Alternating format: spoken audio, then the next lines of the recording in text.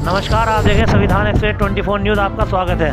जी हाँ, बात करते हैं मुजफ्फरनगर मीरापुर उप विधानसभा चुनाव की, जहां पर समाजवादी पार्टी की ओर से एक कार्यक्रम का आयोजन किया गया, जिसमें समाजवादी समर्थकों ने रखी मीडिया के सामने अपनी बात। और आपको बता दें, आज़ाद समाज पार्टी के राष्ट्रीय अध्यक्ष एवं सांसद एडवोकेट चंद्रशेखर आज़ाद ने भी अपने उम्मीदवार कैंडिडेट के लिए मीरापुर विधानसभा से अपने कैंडिडेट के लिए मांगे वोट। आइए देखते हैं पूरी खबर। दोस्तों, मैं शाहिदान और आप देख रहे हैं संविधान एक्सप्रेस 24 न्यूज़। इस समय मैं मीरापुर के उपचुनावी गांव में माननीय अखिलेश यादव जी का आज आगमन है और रोड शो है। अभी हम यहां पर कुछ लोगों से बात करेंगे। आइए जानकारी लेते हैं कि आज जो रोड शो हो रहा है उसमें मौजूद है, कहाँ से लेकर कहाँ तक रोड शो होगा, और आज चुनाव का अंतिम चरण भी है और इस चुनाव को किस नज़रिए से देख रहे हैं। मैं सत्यजीत यादव। आज आप अखिलेश यादव जी के कार्यक्रम में मौजूद है। समाजवादी पार्टी का कार्यक्रम चल रहा है। पूरा चुनाव आपने देखा है अभी किस तरीके से निकला है। पिछले कुछ दिन पहले 13 तारीख को यही चुनाव होना था, बाद में डेट बदलने के बाद अब यही चुनाव 20 तारीख को होने जा रहा है। आज चुनाव का अंतिम दिन है, अंतिम चरण है प्रचार का। तो क्या कहना चाहेंगे पूरे चुनाव को लेकर आप? भाई साहब, पहले तो मैं आपके चैनल का यहाँ हार्दिक स्वागत अभिनंदन करता हूँ। आप यहाँ आए। साथियों, कुल मिलाकर ये चुनाव है, अगर ये 13 तारीख में हो जाता तो हमारी पार्टी के लिए बहुत बढ़िया रहता। कुल मिलाकर सरकार ने ऐसा पहली बार हुआ जो चुनाव एक सप्ताह के लिए पीछे हटाएगा भाजपा के फायदे के लिए। चुनाव आयोग पर भी मेरी तो ये मांग है सारे विपक्षी दलों से कि चुनाव आयोग ने जो जिस तरह का जो काम किया, क्योंकि जो जब भी चुनाव कराए जहाँ वो सभी धर्मों का पंचांग को लेकर बैठते हैं, सारी छुट्टियों को, सारी चीज़ों को देखा जा और उसके बाद में चुनाव आयोग उसकी घोषणा करे। और ये चुनाव हटाया केवल एक सीट पंजाब की, उसके आधार पर, लेकिन लाभ यहाँ लेना चाहते, क्योंकि यहाँ के जो हमारे यहाँ गंगा स्नान का एक बहुत बड़ा पर्व मनाया जाए इसमें हमारी पूर्णिमा को, तो उसमें देखते हुए बहुत सारे हिंदू वोटर्स वहाँ चले जाएंगे। उसका लाभ लेने के लिए इन्होंने ये 7 दिन पीछे हटाया। कहीं ना कहीं जो उप विधानसभा चुनाव चल रहा है 10 सीटों पे चल रहा है, ये कहीं ना 9 पे, तो कहीं ना कहीं सरकार ने चुनाव को जो आगे पीछे किया है, इसके पीछे आप किसका जिम्मेदार मानते हैं? सरकार की मोनोपोली चली नहीं। चुनाव आयोग ने तो जब एक बार चुनाव की घोषणा करते तो फिर कुछ हो नहीं था। ये पहली बार ऐसा देख रहे हैं जो चुनाव एक सप्ताह पीछे हटाएगा। 13 से 20 में जो लाया गया लाभ के लिए। चलिए, ये पूरा चुनाव आपका जो प्रचार रहा कैसा रहा? चुनाव प्रचार बहुत बढ़िया रहा। कुल मिलाकर हमारी समाजवादी पार्टी अखिलेश यादव के जो पीडीए का जो नारा उन्होंने दिया, पिछड़ा, दलित, अल्पसंख्यक, अगड़ा पिछड़ा सभी लोगों को साथ लेकर चलने का काम कर रहे। और जितनी जनहित की योजना अखिलेश शासन ने चलाई थी, वो चाहे 100 नंबर की गाड़ी हो, 108 नंबर की गाड़ी हो, 102 नंबर की गाड़ी हो, किसान का बीमा हो, विद्याओं को कन्या विद्याधन त्यागा लड़कियों को, ये सारी योजनाएं इन्होंने कुछ नहीं चला। इन्होंने तो केवल बांटने का काम कर रहे हैं। आप देख रहे होंगे कि उत्तर प्रदेश के जो सीएम है योगी आदित्यनाथ समाजवादी को कुछ जरूरत से ज़्यादा घेर रहे हैं। आए दिन कभी पीडीए के आड़ में गुंडागर्दी बताई जा रही है, कभी गुंडों का गैंग बताया जा रहा है। इसके बारे में आपका क्या कहना है? समाजवादी पार्टी को खुला गुंडों का गैंग पीडीए के आड़ में बताया जा रहा है। वो तो उनकी मर्जी, कुछ ही कहो जाओ, लेकिन वे घबराए हुए। समाजवादी पार्टी से घबरा कर अनाप शनाप वो कभी बटेंगे कटेंगे इस तरह की नारे दे रहे, लेकिन हमारे अखिलेश यादव ने कहा जुड़ेंगे और आगे बढ़ेंगे और जीतेंगे। एक और भी है मुद्दा, अभी माननीय मुख्यमंत्री जी ने एक और बात कही थी कि समाजवादी और कांग्रेस का तलाक होने जा रहा है, लगभग तलाक हो चुका है। इसके बारे में आपका क्या कहना है? गठबंधन के आड़ में गठबंधन हमारा बिल्कुल ऐसा फेविकोल का जोड़ लगा, आपका गठबंधन नहीं टूटेगा और आने वाले 27 तक भी आगे जारी रहे। तो यानी आप मानते हैं गठबंधन नहीं टूटेगा, क्योंकि मुख्यमंत्री कह रहे हैं कि समाजवादी सरकार और कांग्रेस के बीच में खटपट चल रही है और तलाक होने वाला है। मुख्यमंत्री जी तो और क्या कहेंगे, लोगों को बरगलाने का काम कर रहे हैं। उन्हें उनके पास जनहित की जो योजनाएं हैं, जो उनके क्रियाकलाप है, ऐसा योजना कुछ नहीं है। वे तो केवल एक दूसरे को बांटने का काम कर रहे हैं। उनके पास में जनहित की जो योजना है उनके लिए कोई वो नहीं है, वो तो बांटने का काम कर रहे हैं। मुँह से जो बोल रहे खर्च कुछ होता नहीं। हिंदू मुसलमान की बात करते हैं, देने के बिना रोजगार की बात है, ना स्वास्थ्य की बात है, ना चिकित्सा की बात है, ना महंगाई की बात है, ना किसान की बात है, ना नौजवान की बात है, केवल बांटने की बात।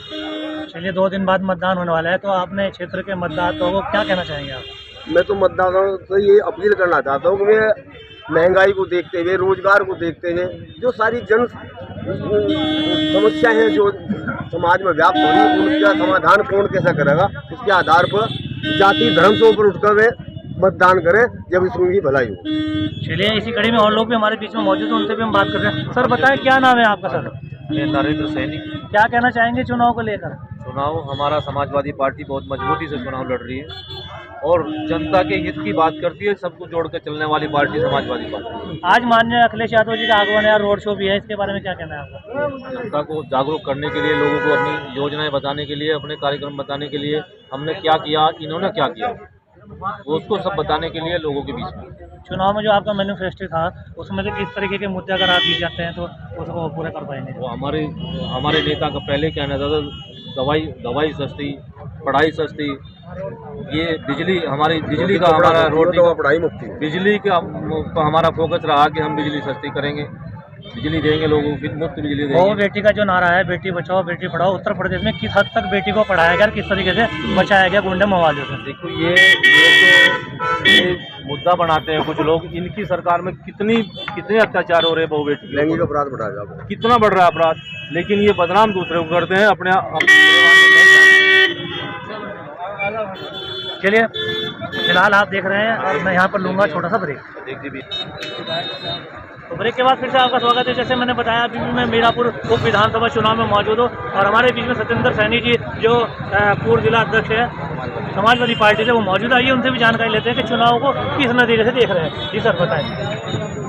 ये चुनाव समाजवादी पार्टी भाजपा की जो विफल नीतियाँ रही हैं, 8 साल हो गए सरकार चलते हुए, क्षेत्र की जितनी समस्याएं थी, उन समस्याओं से भाजपा का कोई लेना देना नहीं। यहाँ एक मिल हुआ करता है, मोरना शुगर मिल, बार बार उसकी घोषणा करते हैं विस्तारीकरण, लेकिन मिल का कोई विस्तारीकरण नहीं हुआ। किसान परेशान, बेरोजगार परेशान है, बेटियों को कोई भी टेक्निकल कॉलेज यहाँ नहीं है, शिक्षा की तरफ कोई ध्यान नहीं है, स्वास्थ्य के लिए कोई यहाँ पर अस्पताल नहीं है। लेकिन भारतीय जनता पार्टी अपनी डींग मारने में पीछे नहीं हटती।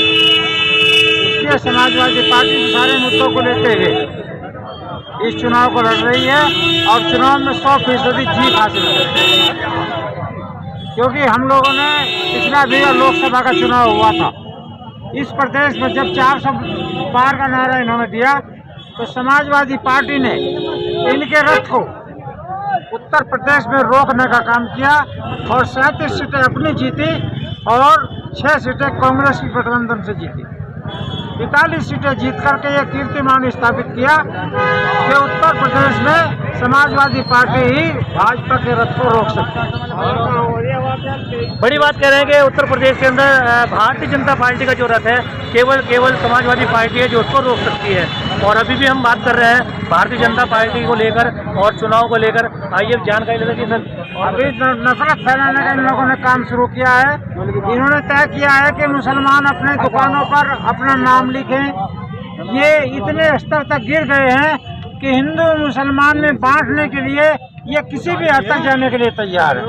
लेकिन आम आदमी को उसके अधिकार देना नहीं चाहते। आम आदमी को उसके जीने का जो तरीका है उसको बदलना चाहते हैं। यहाँ किसान हिंदू भी है, मुसलमान भी है, सिख भी है, लेकिन इन लोगों का हिंदू मुसलमान कहकर उनकी भावनाओं को भड़काने का काम, केवल नफरत पैदा करने का काम करते हैं। कोई भी ऐसा काम नहीं है जिसको जन साधारण के लिए सही माना जाए। बड़ी बात कह दी कि कोई भी ऐसा साधन नहीं है जिसे जन साधन के लिए माना जाए। फिलहाल मैं यहाँ लूँगा छोटा सा ब्रेक, ब्रेक के बाद 27 में जो 24 का परिणाम आपने देखा, जो 24 का परिणाम देखा, उससे बेहतर परिणाम होगा।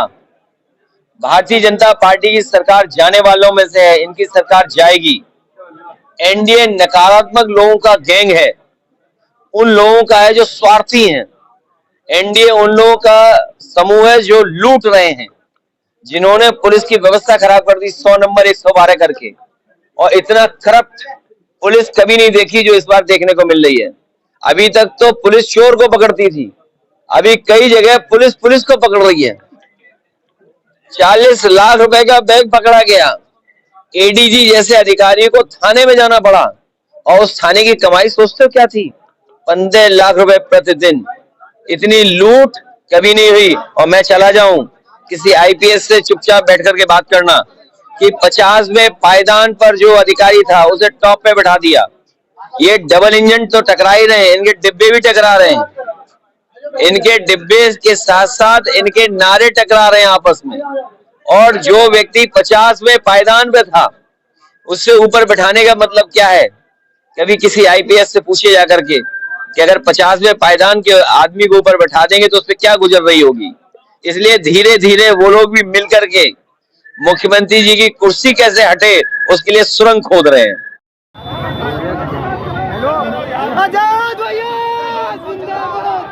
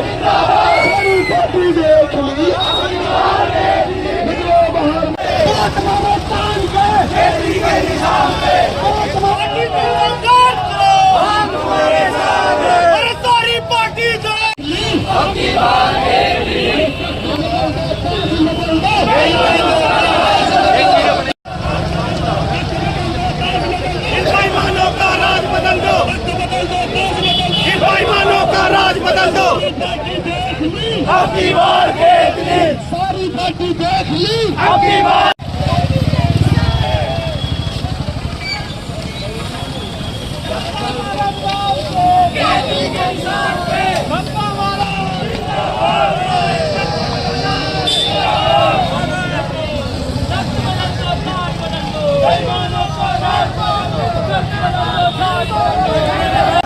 बदल दो, काज बदल दो।